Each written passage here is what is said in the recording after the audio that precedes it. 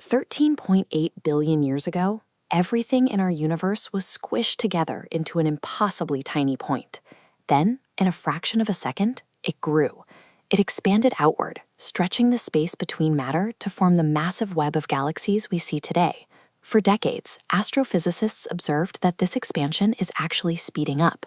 They attribute this acceleration to dark energy, an invisible force that makes up about 68% of everything in the cosmos, constantly pushing the universe apart faster and faster. If that acceleration never stops, gravity loses. The universe expands until every star burns through its fuel, every black hole slowly evaporates, and all matter decays. We are left with a freezing, empty void. For 25 years, physicists accepted this cold fate to black as a certainty. The heat death of the universe was the closed case for how our reality ends. Then, a massive telescope survey based in Arizona released new data. The Dark Energy Spectroscopic Instrument, or DESI, spent years cataloging over 14 million galaxies to create the largest three-dimensional map of the cosmos in history. This graph charts the expansion rate of the universe over 11 billion years. Looking at the DESI data, researchers found an anomaly. Dark energy is not an unchanging constant. It appears to have been stronger in the past, and right now it is getting weaker. If the force driving galaxies apart continues to fade, the outward momentum will eventually stall. When that happens, the underlying attraction of gravity takes over. The data from this single telescope puts a terrifying, long-abandoned theory right back on the table. The universe stops expanding, reverses course, and collapses back in on itself in a process known as the Big Crunch. At first, we would notice absolutely nothing. Even if dark energy completely vanished tomorrow, the reversal takes billions of years. Eventually, the expansion grinds to a halt. The universe holds its breath, sitting perfectly still, before slowly starting to contract inward. This inward movement causes a shift in the light we see. Distant galaxies currently flying away from us have their light stretched into long red wavelengths. But as the universe contracts, those same galaxies speed toward us, compressing their light into tight blue frequencies, a process called blue shifting. Expansion gives the universe room to cool down. Contraction does the exact opposite. As gravity pulls galaxy clusters closer together, all the ambient radiation in the cosmos gets trapped in a shrinking space, causing temperatures to violently spike. The collapse transforms into a self-sustaining cycle. Gravity pulls matter closer, making the universe denser, which in turn makes gravity stronger and the contraction even faster.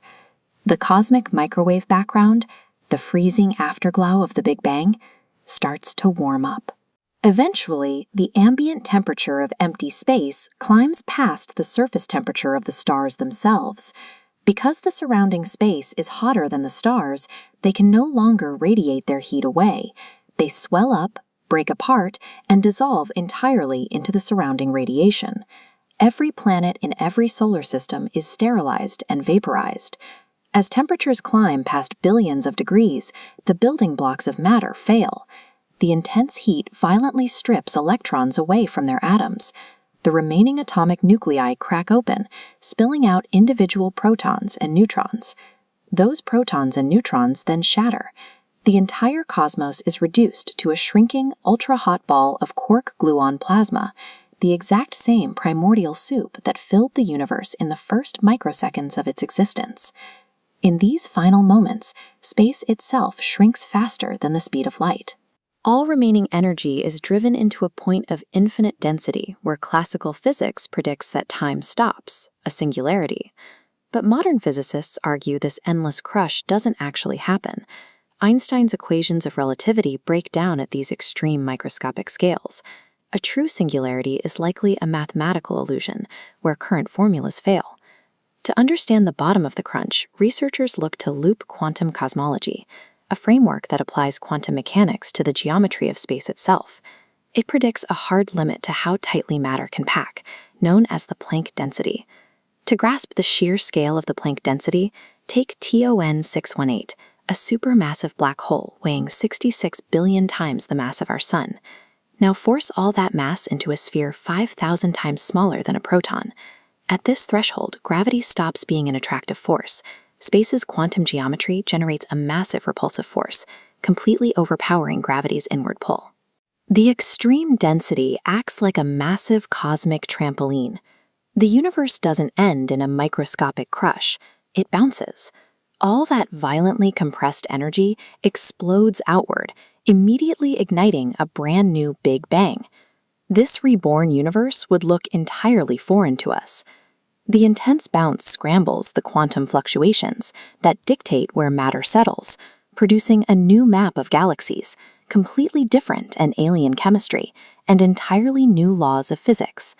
If the universe can bounce once, it can bounce endlessly. This is the cyclic model, a remarkable hypothesis where the cosmos undergoes an infinite series of continuous expansions and contractions. Astrophysicists are actively testing this idea. Upcoming space observatories, like Japan's Lightbird mission, will scan the cosmos for primordial gravitational waves. If they find a strong signal, the cyclic model fails. If the signal is absent, the bounce theory gains physical evidence. We may not live in a reality with a definitive beginning and an inevitable heat death. Our entire 13.8 billion year cosmic history might just be a single heartbeat inside an eternal, beginningless, and infinite machine.